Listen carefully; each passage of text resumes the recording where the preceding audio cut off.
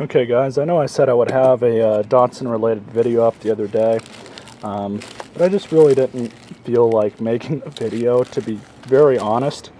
But I did get all the old connectors chopped off, and as you can see, as I was saying, they are just in horrible condition. I mean, I've never seen them on any car like that bad. The Geo never had that problem. There's some old seals and stuff like that. But I got all 6 new injectors in. The hardest part about this whole thing was wiring in the new connectors, but you know, like I said beforehand, it's just a tedious job. It's not that big of a deal. But I got them all in. They all mount up real nicely. No play or anything. They just fit real good. I ended up going with these black ones as opposed to the white Bosch ones because these just seem to be, for a no-name company, they just seem to be built or made a lot better. So that's why I ended up going with those. But basically what I got to do now is pretty much just start piecing the everything I've got taken apart back together. There's a couple hoses I still got to replace, and you guys can see it down there, but see that nice shiny new oil pressure switch? Yep, I changed that out. The old one was seized to the block, so I ended up having to get a hammer, and I believe it's still in here. Yeah, it's right here. And basically pound it out, kind of just knock it to a side and break the seal that it was on it. Yeah, fuck these things. And apparently those fail quite often too, unfortunately. But the one that I got, like I said, is an OEM part, so I shouldn't have any problems with it for a while. Really, aside from that, the hose that I was talking about is the one that goes from this end to that end, and I just basically got to cut a piece out and do it like that. But after I get that piece of hose all cut out and stuff, I can basically pretty much just start putting the pulley back on, reconnect the fan belt, or the power steering belt rather, and mount the rail back on, and hopefully we'll be on our way. And of course refilling the coolant into the radiator. And also, if you guys remember, I said in a previous video that it looked like there was water in the system. There really wasn't. It was just, I guess it was just the angle that I was looking down into here, and it kind of caught me off guard. It looked clear, but it's not. It's got all antifreeze, and when I emptied the radiator, it proved it. It is all green, so that's good. But I'm going to get on to putting this hose back in, then cutting it out and stuff, and we'll be well on our way. Well guys, back again. That first part of the video that you saw was approximately maybe 3 or 4 days ago. I think it was on Monday or Tuesday. I haven't worked on the Z all that much this week in total, mainly because of the heat.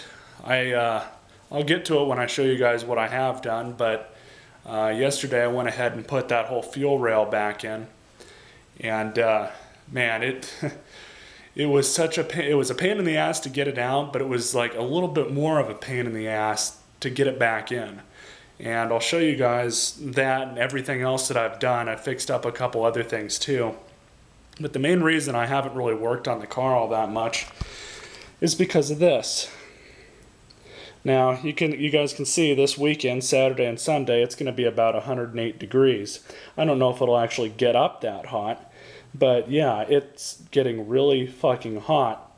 And even the other day when I was out there putting the fuel rail back in, I was sweating like a damn dog.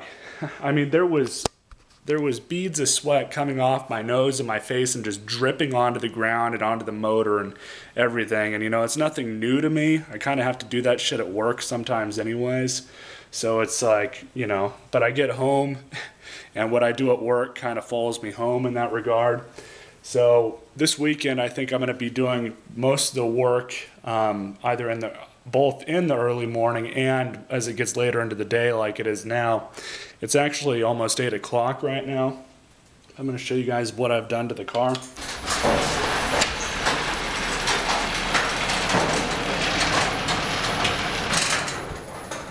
That was for the soldering iron.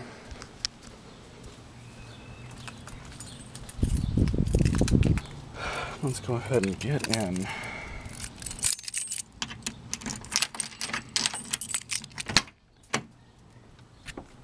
Pop the hood.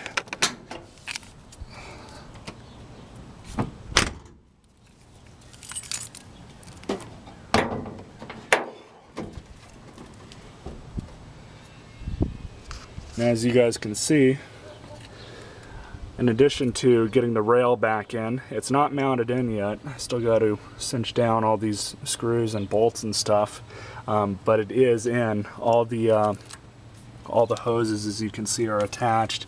And like I said, it was a huge pain in the dick to do that. I also use those white Bosch connectors because Nissan seemed to think that they could use the same male and female ends on pretty much just about every electrical connector in this car. I went ahead and replaced these as well. They were in pretty ratty condition, just like those were. I replaced that one, replaced this one that goes to the cold start valve, and I replaced this one which goes to the idle air control, which is supposed to go right here. I'll get to that in a minute. But as you can see, these are just kind of dangling. It's no big deal. I took the battery out anyways. There you can see some solder right there in the middle of the video. It took a while. There's a little bit of solder right there too. I didn't really clean anything up. I mean, solder's not going to fuck anything up once it dries, or even when it's really all that hot, because it dries so damn quick. You'll also notice that I installed the new fuel injection lines into the actual fuel rail here. I also replaced this bottom hose.